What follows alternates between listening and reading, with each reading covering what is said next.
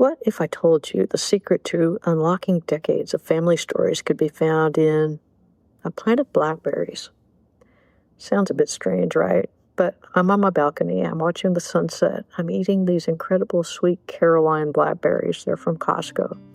Seriously, the best I've had in years, especially for June in the Pacific Northwest. And as I'm doing that, I'm also thinking about the old family audio recordings I've been transcribing. And suddenly it clicks. Berries are everywhere in my family's history. It's like a delicious recurring motive. I'd like to write something about this sudden berry realization, but it's getting late, and if you're anything like me, you know how easy it is to just get stuck in the weeds of writing. You lose hours. So how do you capture these fleeting connections, these family threads, before they slip away? I think I need a shortcut, like a framework.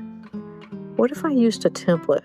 And now I know what you might be thinking. A template, won't that stifle creativity? I used to think that too, but honestly, sometimes a template can be the key that unlocks your flow. Sounds kind of cliche, right? But stick with me on this because it actually works, especially when you're pulling together multiple memories into one piece. I'm usually thinking about family stories when I write, and there are probably many genealogy-related templates, but today I'm thinking about something that's called an atomic essay. Have you ever heard of that? It's a game changer for getting ideas down quickly and powerfully. Now, I learned about these from a popular writing course. It was called Ship 30 for 30. I took it a few years ago. It's taught by Dickie Bush and Nicholas Cole. And full disclosure, I want to be respectful of their work, so I'm not going to share their exact proprietary templates. But the concept of an atomic essay is something you've probably heard of, even if you didn't have a name for it. So this particular one starts with how someone got interested in a topic. So my topic in this case is berries.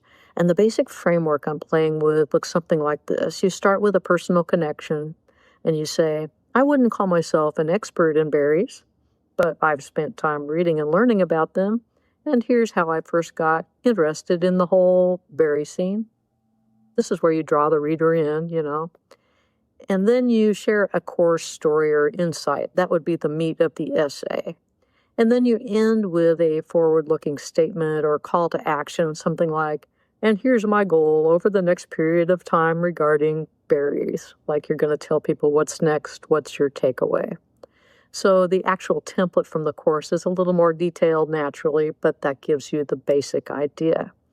And the magic is how you can adapt this simple structure to almost anything, including family stories. And you're probably wondering, okay, so there's your atomic essay template, but how is this going to connect to 70-year-old audio recordings about berries in your family? And that's going to be the fun part. It's like a puzzle. I'm actually pretty excited to show you. So what I need is the bits that go into the core story part of the essay. And for that, I'm going to jump back into those transcribed records and pull out the juiciest buried-related story elements. By the way, if you wonder how I transcribed those to start with, I used a service called auphonic.com, which was reasonably priced, and it did a pretty good job. And these days, you could also use Google's Notebook LM and get a pretty good transcription as well. And you can check online because new transcription applications are coming available all the time. Now, the first recording is of my mom. She's visiting her sister's kids. It's 1954, and my oldest cousin has the measles, and it looks like my mom got invited over to occupy the other kids. They're singing songs, and they mentioned that they picked berries earlier in the day. So let me play that for you. Who'd you get the berries for? Who did you get them for? Kathleen. Yes, what's the matter with Kathleen? Sick. What does she have? Don't know. She has measles. Now, fast forward 70 years, and I'm on FaceTime with my cousins. My oldest cousin is telling me about another adventure in the 50s involving berries and stoves and fire. Macklin's and us went picking raspberries. We came back. We were cold. Carol had the cutest little corduroy jacket, and she was warming by the fire, and the draft pulled that little corduroy jacket in and caught it on fire.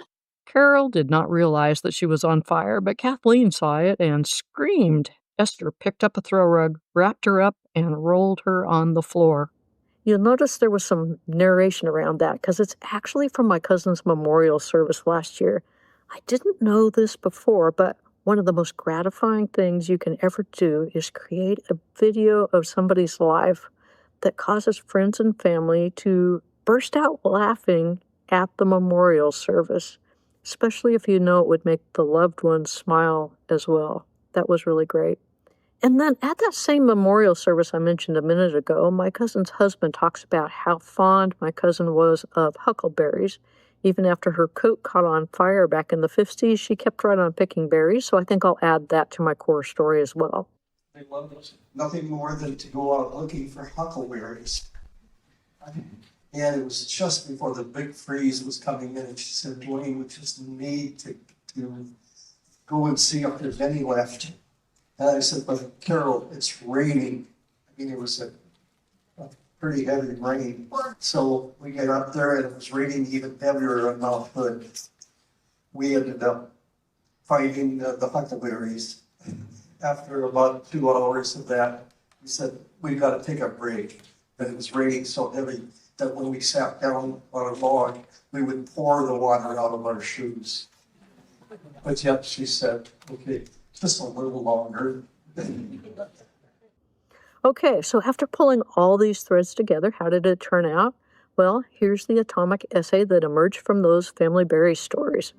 I wouldn't call myself an expert in berries, but I'm sitting on my balcony sampling sweet Carolines from Costco, and these berries, pretty close to perfection. We had to wait until August for blackberries to ripen when I was a kid. They tumbled over the fence in Aunt Esther's backyard. But sweet Carolines? They're here now, in June. I've spent hours transcribing old family recordings, and stories with berries just keep showing up. There's one with my mom and 3 tiny cousins. They pick berries, then sing songs. There's one with 2 small sisters warming by the wood stove after an early morning raspberry run. The smallest sister doesn't realize her coat just caught on fire. And then there's the 1 year later when we celebrate that same sister's life. Her husband remembers picking huckleberries in the rain, spending hours to gather not even a pint, stopping now and then to dump water out of their shoes. So, no, I'm not an expert, but I know how berries fit into our family. I know how they taste when they're warm from the sun and wet with the rain, and I know that they usually come with stories. This summer, I think I'll pick some berries, make some jam, and savor each spoonful. And who knows, maybe I'll gather a few new stories along the way. So what could you use a little essay like that for? For me, this could go in a family recipe book. If I made jam for Christmas gifts, it could tuck into the Christmas card. My cousin sent me home with 2 jars of jam the last time I visited, so this would be a perfect thank you note, and who knows, maybe it's the seed for a book chapter down the line.